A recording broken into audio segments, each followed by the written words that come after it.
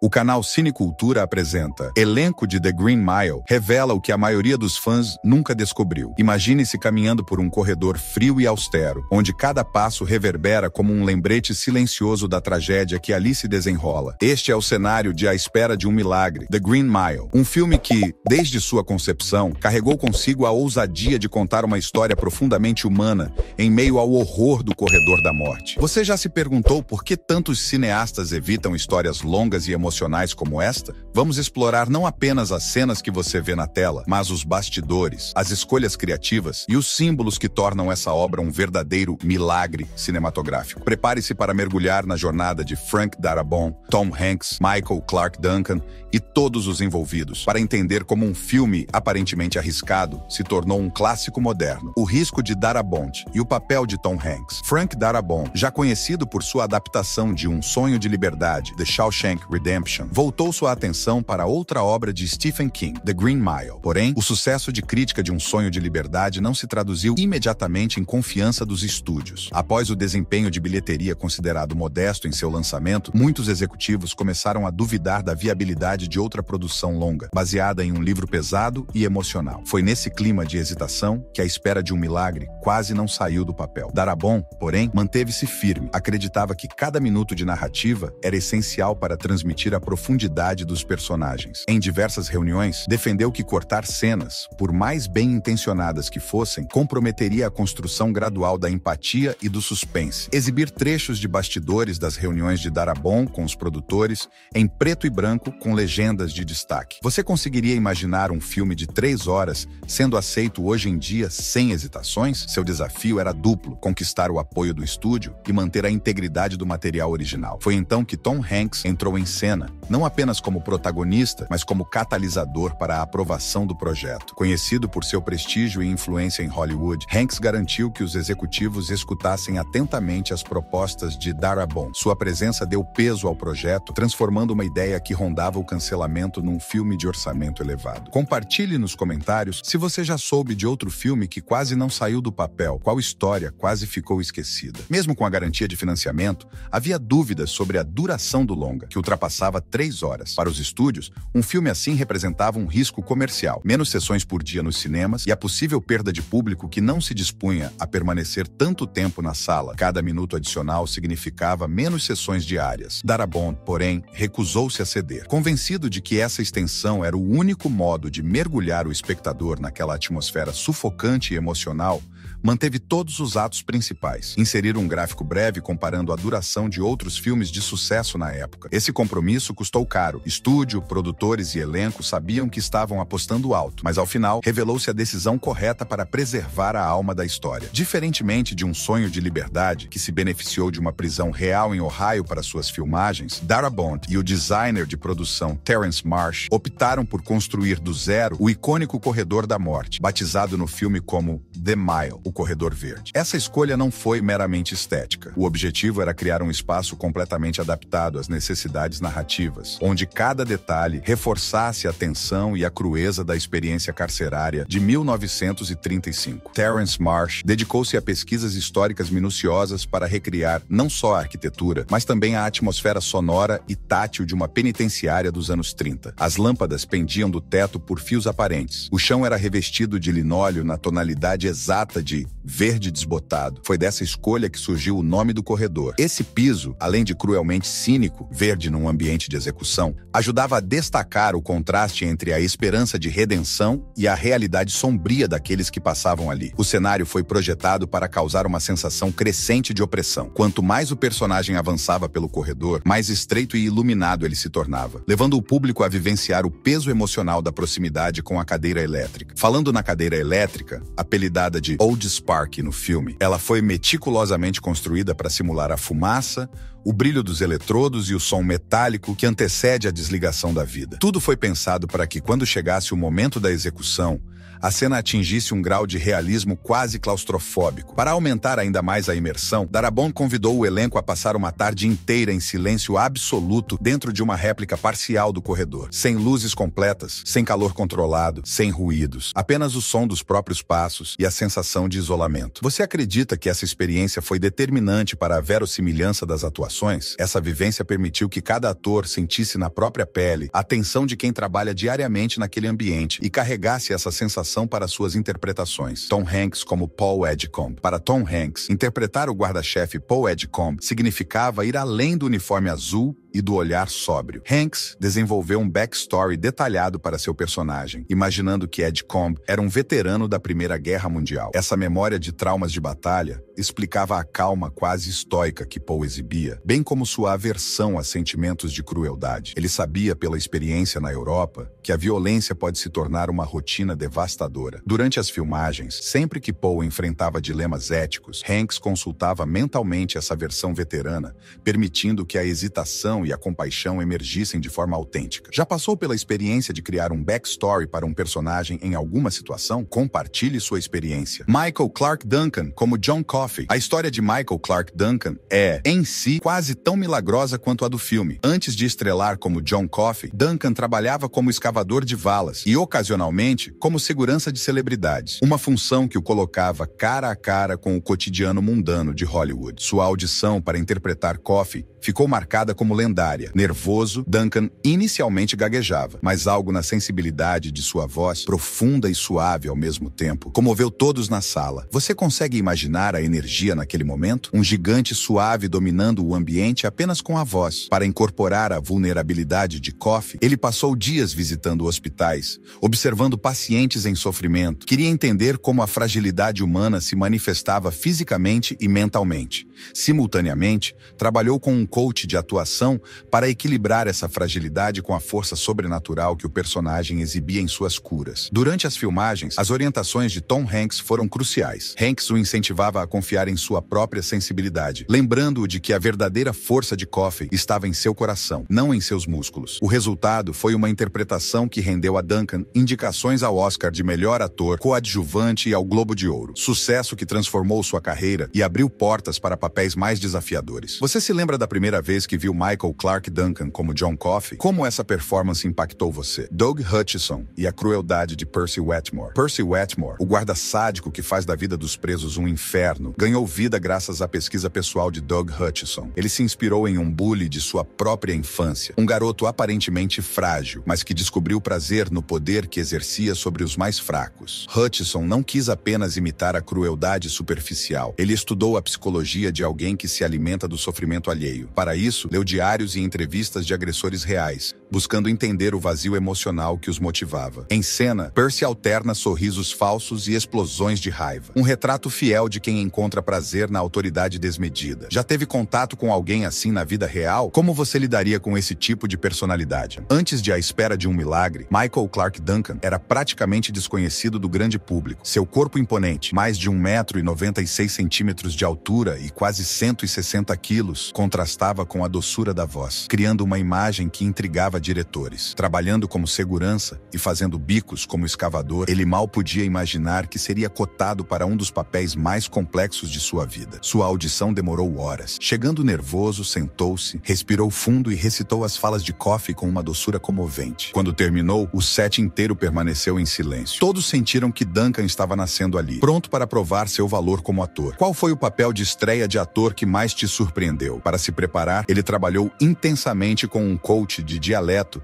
para ajustar o timbre e o sotaque de Coffey. Também leu textos bíblicos e relatos de milagres para entender a fé profunda que movia seu personagem. Durante as filmagens, as orientações de Tom Hanks foram cruciais. Hanks o incentivava a confiar em sua própria sensibilidade, lembrando-o de que a verdadeira força de Coffey estava em seu coração, não em seus músculos. Você acha que o apoio de um colega experiente faz toda a diferença na atuação? O resultado foi uma interpretação que rendeu a Duncan indicações ao Oscar de melhor ator coadjuvante e ao Globo de Ouro. Sucesso que transformou sua carreira e abriu portas para papéis papéis mais desafiadores. O verde presente no linóleo do corredor e em momentos cruciais do filme vai além de uma simples escolha estética. Ele surge sutilmente em detalhes. Nas luzes amarelas que ganham um tom esverdeado quando a morte se aproxima, nos reflexos dos olhos de Coffey ao usar seus poderes de cura. Esse mesmo verde está ligado ao ciclo da vida e da morte. Quando John Coffey é levado para a execução, uma névoa esverdeada inunda a sala, como um lembrete de que, embora o corpo esteja prestes a se apagar, algo transcendente continua pulsando. Você havia reparado nesse padrão de cor na sua primeira vez assistindo? Compartilhe sua percepção nos comentários. Quando Coffey toca alguém doente, seja o câncer de Melinda Moores ou o tumor que atormenta Paul Edgecombe, o ato vai além da recuperação física. O filme sugere que essas curas são símbolos de purificação interior. Por meio de Coffey, os personagens descobrem suas próprias corrupções. Paul, ao ver seu câncer desaparecer, reconhece seu próprio medo e culpa. Melinda, ao ser salva, ganha coragem para enfrentar velhas mágoas. A habilidade de Coffey é um catalisador que enche de luz as trevas da alma humana, levando cada pessoa tocada a um momento de revelação espiritual. Marque alguém que você acha capaz de curar um amigo de alguma angústia só com um gesto de carinho. Desde as primeiras cenas, John Coffey é apresentado como uma figura crística. Ele carrega nos ombros o peso dos outros, exatamente como descrições dos Salmos. Ele foi levado como ovelha ao matadouro, referências implícitas ao sofrimento sacrificial.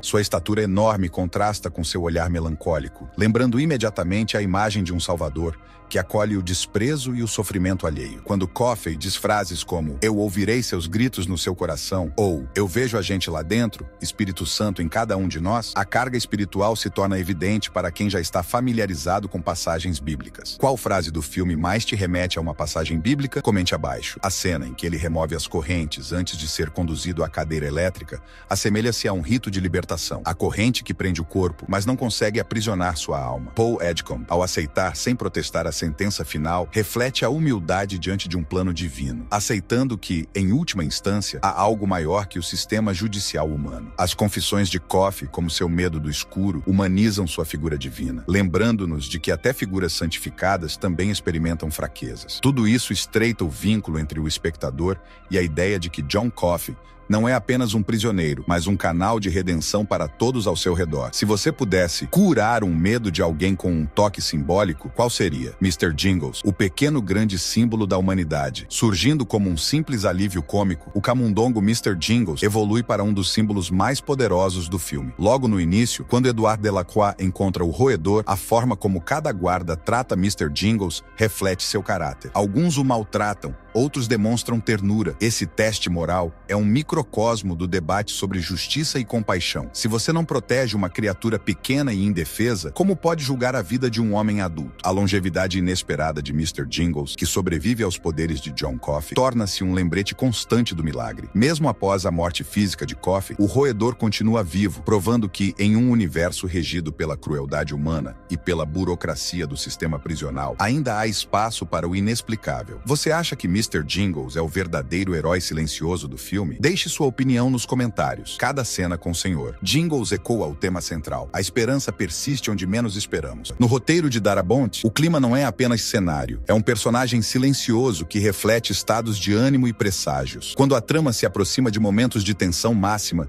tempestades e chuvas surgem para anunciar tragédias. A cena em que John Coffey cura o tumor de Melinda é antecedida por uma súbita calmaria, como se o mundo segurasse a respiração antes de testemunhar algo sobrenatural. Já a serenidade absoluta que surge após a execução de Coffey, com o sol finalmente brilhando em todo o seu esplendor, simboliza o alívio e a liberação de Paul Edgecombe. Um primeiro dia ensolarado, depois de décadas marcadas pela dor e pela culpa. Qual cena com clima marcante você nunca esquece em um filme? Compartilhe. Dentro do corredor da morte, dois tipos distintos de mal se enfrentam. O institucionalizado, representado por Percy Wetmore, e o caótico, encarnado por Wild Bill Wharton. Percy acaba de ganhar seu posto graças a influências políticas de sua tia, enquanto Wild Bill é um psicopata sem regras, preso por assassinato brutal. O que é pior, um inimigo previsível ou um imprevisível? A interação entre os dois atinge seu auge quando Wild Bill Em um acesso de fúria, espanca Percy até deixá-lo à beira da morte. Nesse instante, o sistema que protege Percy se expõe em toda a sua hipocrisia. A burocracia judicial garante a ele imunidade apenas porque nele reside uma conexão política. Já Wild Bill, mesmo sendo óbvio serial killer, permanece nos corredores da prisão, pois ninguém ali se importa em processá-lo rapidamente. A justiça kármica se faz presente quando Percy recebe seu castigo indireto, a degradação social dentro da própria prisão.